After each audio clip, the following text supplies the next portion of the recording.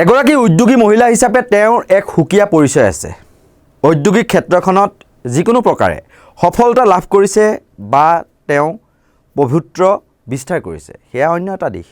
কিন্তু এটা চৰকাৰী কাৰ্যসূচীত বা অনুষ্ঠানত জনপ্ৰতিনিধিগৰাকীৰ অনুপস্থিতিত বা তেওঁৰ হৈ মুখ্যমন্ত্ৰীৰ পত্নী হ'ল বুলিয়ে অংশগ্ৰহণ কৰিব পাৰেনে?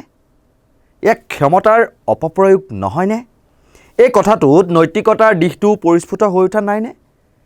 এগৰাকী উদ্যোগপতি নাৰী বা মহিলা হিচাপে তেওঁ কোনোবা এটা ৰাজনৈতিক দলক সমৰ্থন কৰিছে বা দলীয় কাম কাজত তেওঁ অংশ ল'ব পাৰে, সেয়া বিজেপিয়ে হওক কংগ্ৰেছেই হওক।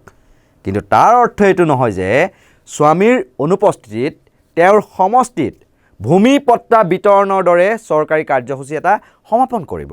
হয়, আমি ক'বলৈ ওলাইছোঁ ৰিণিকী ভূঞা শৰ্মাৰ বিষয়ে। বৃহস্পতিবাৰৰ দিনটোত মুখ্যমন্ত্ৰী হিমন্ত বিশ্ব শৰ্মাৰ পত্নী ৰিণিকী ভূঞা শৰ্মাই আজাৰাৰ 445টা ভূমিহীন পৰিয়াল আৰু ৰাজহুৱা প্ৰতিষ্ঠানক ভূমিৰ পট্টা প্ৰদান কৰিছিল। আৰু তেওঁ সেই চৰকাৰী অনুষ্ঠানৰ ফটো সামাজিক মাধ্যমত শ্বেয়াৰ কৰি লিখিছে যে মুখ্যমন্ত্ৰী হিমন্ত বিশ্ব শৰ্মাৰ হৈ উপস্থিত থাকি আজাৰাৰ 445টা ভূমিহীন পৰিয়াল ৰাজহুৱা প্ৰতিষ্ঠানক আবণ্টিত ভূমিৰ পট্টা প্ৰদান কৰোঁ। অতি আচৰিত ধৰণে মুখ্যমন্ত্ৰীৰ পত্নীয়ে ভূমিৰ পট্টা প্ৰদান কৰা যিসকল লোক তেওঁলোকক হিতাধিকাৰী সজালে। ভূমি অধিকাৰ এক প্ৰাপ্য অধিকাৰ, তেন্তে তেওঁলোক কেনেকৈ হিতাধিকাৰী হ'ব পাৰে? সেই ভুলটো বাৰু বাদ দিছোঁ। কিন্তু সংবিধান মতে এগৰাকী বিধায়কৰ দায়িত্ব তেওঁ মুখ্যমন্ত্ৰী হ'লেও তেওঁৰ পত্নীয়ে তেওঁৰ হৈ চৰকাৰী কাৰ্যসূচীত অংশ ল'ব নোৱাৰে বা তেওঁৰ সাংবিধানিক দায়িত্ব এটা পালন কৰিব নোৱাৰে। ভাৰতীয় সংবিধান বা অসম চৰকাৰৰ বিধি অনুসৰি মুখ্যমন্ত্ৰীৰ পত্নীয়ে তেওঁৰ সমষ্টিৰ বিধায়কৰ দায়িত্ব চৰকাৰীভাৱে প্ৰতিনিধিত্ব কৰাৰ কোনো ধৰণৰ সাংবিধানিক বা আইনী ব্যৱস্থা নাই। দায়িত্ব হস্তান্তৰ কৰাৰো কোনো ধৰণৰ নিয়ম নাই। তেনে পৰিপ্ৰেক্ষিতত ৰিণিকী ভূঞা শৰ্মা মুখ্যমন্ত্ৰীৰ পত্নী হোৱাৰ সুবাদত আজাৰাত ভূমিহীন পৰিয়ালক ভূমিৰ পট্টা বিতৰণ কৰিব পাৰিলে কেনেকৈ? আইনৰ নিয়ম অনুসৰি এজন বিধায়কে নিজৰ সাংবিধানিক দায়িত্ব বা ক্ষমতা পৰিয়ালৰ কোনো সদস্যক, যেনে ধৰি লওক পত্নীয়ে হওক সন্তানেই হওক, চৰকাৰীভাৱে অৰ্পণ কৰিব নোৱাৰে। এজন বিধায়কে সমষ্টিৰ কাম কাজত সহায় কৰিবলৈ এজন ব্যক্তিগত সহায়ক বা প্ৰতিনিধি ৰাখিব পাৰে, কিন্তু তেনে ব্যক্তিৰ কোনো চৰকাৰী বা বিধায়িনী ক্ষমতা নাথাকে। তেওঁলোকৰ বিধানসভাৰ মজিয়াতো কোনো ধৰণৰ অংশগ্ৰহণ কৰাৰো ক্ষমতা নাই। অৱশ্যে যদিহে পত্নী নিজেই এগৰাকী নিৰ্বাচিত বিধায়ক হয়, তেন্তে তেওঁ স্বতন্ত্ৰভাৱে নিজৰ সমষ্টিৰ দায়িত্ব পালন কৰিব পাৰে। কিন্তু স্বামী অৰ্থাৎ মুখ্যমন্ত্ৰীৰ সমষ্টিৰ বিধায়কৰ দায়িত্ব চৰকাৰীভাৱে পালন কৰাৰ কোনো আইনী ভিত্তি নাই। কিন্তু হিমন্ত বিশ্ব শৰ্মাৰ শাসনতনো আইনৰ নিয়ম কানুন কিমানে মানি চলে বা প্ৰযোজ্য হয়? বৰমূৰীয়াসকলৰ ক্ষেত্ৰত, সাধাৰণ ৰাইজৰ ক্ষেত্ৰতে এইবোৰ প্ৰযোজ্য হয় আইন কানুন। ইয়াক লৈ প্ৰতিক্ৰিয়া প্ৰকাশ কৰিছে নৰ্থ ইষ্ট নাওৰ মুখ্য সম্পাদক পৰেশ মালাকাৰে। প্ৰশ্ন হ'ল আজিকালি সংবিধান কোনে মানে? সংবিধানটো কোনেও নামানে নহয়।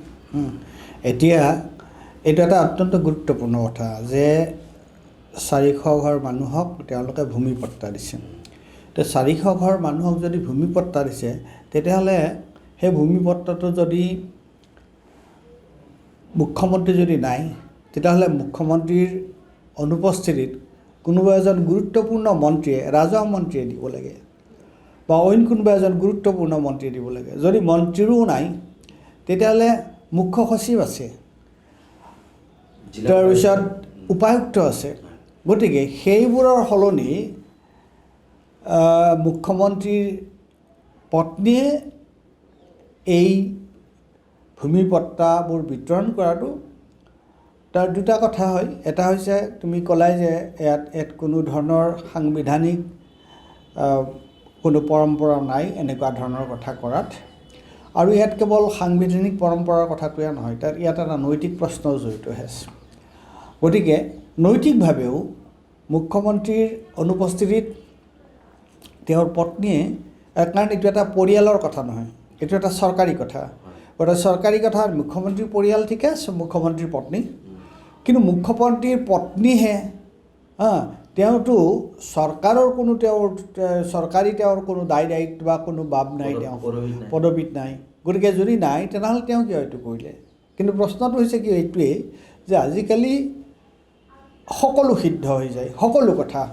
কাৰণ তাত আইন কানুন পৰম্পৰা নৈতিকতা এইবোৰ কথা বিবেচনাত নাই।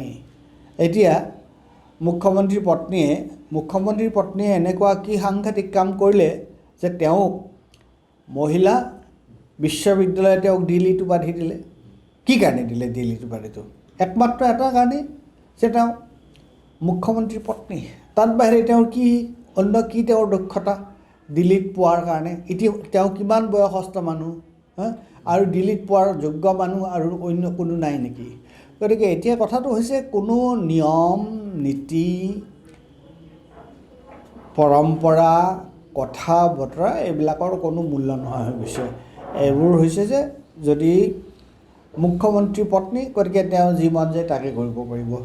আৰু এইটো এবছলিউটলি, গতিকে এইটো হৈছে এটা এক ধৰণৰ ক্ষমতাৰ অপব্যৱহাৰটো হয়েই, আৰু এইটো এটা এক ধৰণৰ নৈৰাজ্য। মই সেইটোৱে ক'ম। ঠিক আছে, এইটো সম্পূৰ্ণ এইটো অসাংবিধানিক, অসাংবিধানিক এইটো নীতি বহিৰ্ভূত কথা।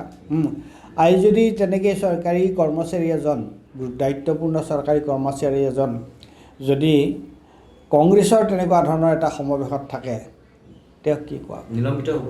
তেওঁ লগে লগে নিলম্বন কৰিব। গতিকে তাৰমানে নিয়ম নীতিৰ কথা নাই ইয়াত, আইনৰ শাসনৰ কথা নাই। ক্ষমতা, বাছ ক্ষমতাৰ অপপ্ৰয়োগ, ক্ষমতাৰ ব্যৱহাৰ যি ধৰণৰ যেতিয়াই যি মন যায়। এটা কথা উনুকিয়াই চাওঁ দেই এইখিনিতে, যদি এই কাম কেনেবাকৈ গৌৰৱ গগৈ পত্নীয়ে কৰিলেহেঁতেন, আৰু গৌৰৱ গগৈ যিহেতু সাংসদ, গতিকে সংসদীয় সমষ্টিৰ এনেকুৱা চৰকাৰী ধৰি লওক আঁচনি বিতৰণৰ কাম কাজ বা ৰাস্তা উন্মোচনৰ কাম কাজ যদি তেওঁৰ পত্নীয়ে পৰিচালনা কৰিলেহেঁতেন, তেওঁৰ অনুপস্থিতিত হয়তো নিউজ লাইভেতো গৌৰৱ গগৈৰ বিৰুদ্ধে বাতৰি প্ৰচাৰ কৰিলেহেঁতেন, বা বিজেপি নেতাসকলে সমালোচনাৰে গৌৰৱ গগৈক থকা সৰকা কৰিলেহেঁতেন। কিন্তু বিজেপি চৰকাৰেই হওক বা দলৰ নেতাই হওক, তেওঁলোকৰ বাবে আইন আদালত বা সংবিধানৰ নিয়ম কানুনসমূহ একেবাৰে নাইকিয়া হৈ পৰিছে। তেওঁলোকে যিটো ভাবে বা কৰে সেয়াই যেন সকলো শুদ্ধ আৰু আইনসিদ্ধই হৈ পৰে। ৰজাৰ শাসন চলি থকা নাইতো যে ৰজাই ইচ্ছা কৰিলে বুলিয়েই ৰাণীয়ে যিকোনো কাম কৰিব পাৰিব। গণতান্ত্ৰিক দেশ, এখন সংবিধান আছে, আইন আছে, কানুন আছে, সেইবোৰ সেইমতেহে চলিব। ধন্যবাদ।